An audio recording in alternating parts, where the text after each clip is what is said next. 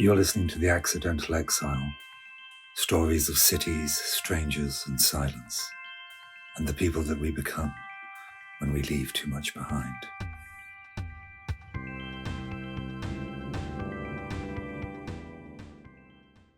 The kindness of strangers.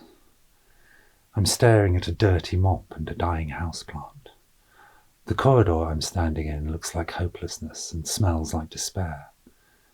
I guess I'm in what appears to be the Hangzhou equivalent of Dagenham or Cleveland or somewhere like that. It's one of those places that clearly isn't what it used to be, even though I don't know what it used to be. But whatever it was definitely something better than this.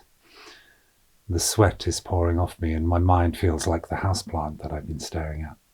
Or perhaps it's the dirty mop. Either way, I'm not feeling my best. It's time for a quick check-in. Hey life, why did you bring me here, to this place, at this time? Did I do something wrong to end up here? Or did I do something spectacularly right? I'm obviously suffering or benefiting from a surplus of existentialism, and the only echo is, there is no meaning to this. The only meaning in life is that which you give it. So by chance, my thoughts then turn to the person I'm with. A sophisticated young Chinese lady who is currently in the unit behind me debating exhaustive details with a wholesaler in convoluted Mandarin. It seems to me that she isn't having a very good day.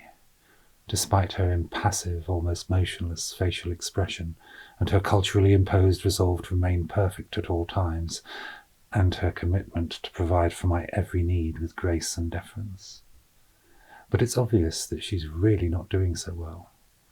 So as our taxi crawls home through the rush hour traffic amidst the swarm of buzzing mopeds, I ask her, "Are you okay?" She's distracted and her mind is obviously jumping from one thing to another, but eventually, with great effort, she pulls herself away from her train of thought and manages to say, "I'm fine." Silence. I wait a moment, then quietly respond, "Yeah, but you're not really, are you?" And that's when she starts to cry. I already know what's wrong. She's overwhelmed, she can't cope, she doesn't know what she's doing. She's going to fail and she's going to let everybody down, which is precisely what she tells me next.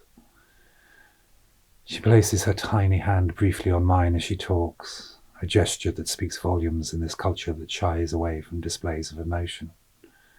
For her, such a gesture is an extravagance in this highly nuanced and subtle society of manners and mannerisms. And in that moment, I know exactly what to say next, because I got 20 years on her, and I've seen this all so many times before.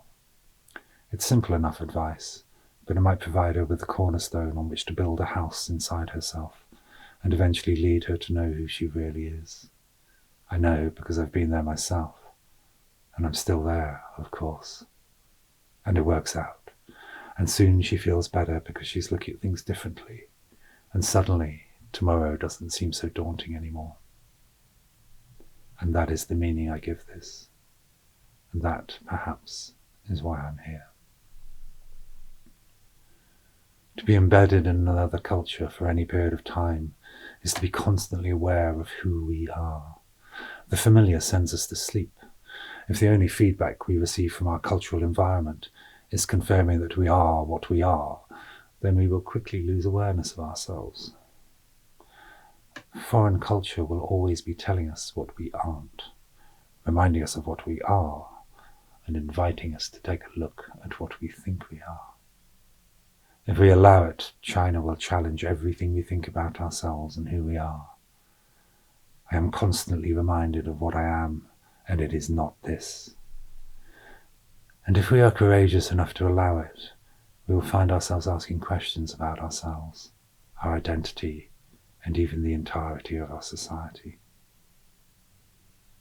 The Accidental Exile is written and read by me, Finley Cowan. If this story spoke to you, subscribe, find more on YouTube and Patreon. Let's keep the conversation unfinished.